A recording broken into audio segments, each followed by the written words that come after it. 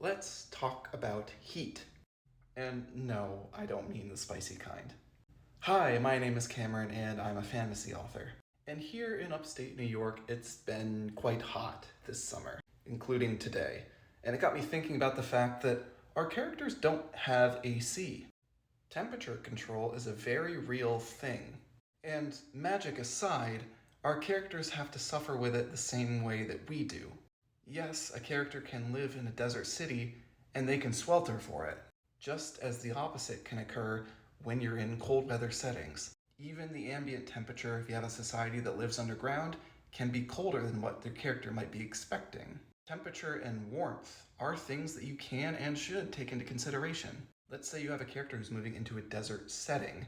Maybe they're from a mountainous region. Perhaps they aren't considering the fact that their heavier lined clothing isn't really going to serve them that well when they're out in the middle of under the sun.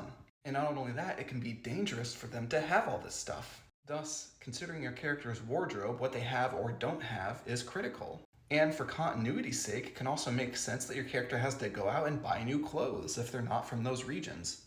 A way to get around this is to have your story stay relatively stationary within a geographic region.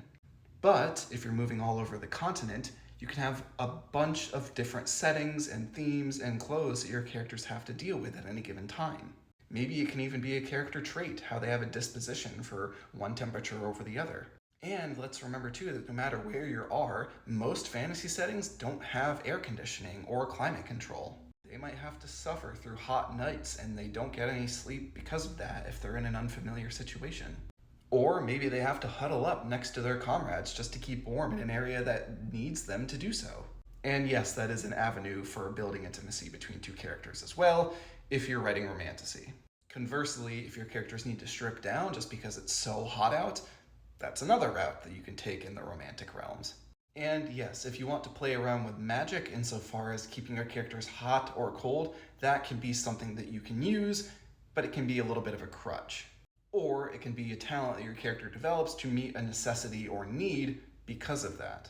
All that said, temperature is something we need to consider when we're building out our stories. It's real, it's relatable, and you're going to make your story all the better for considering it. Be sure to like, share, and subscribe for more fantasy foundations, and hit the link in bio to subscribe to my story, The Great Fantasy Story. My name is Cameron. I'll see you next time.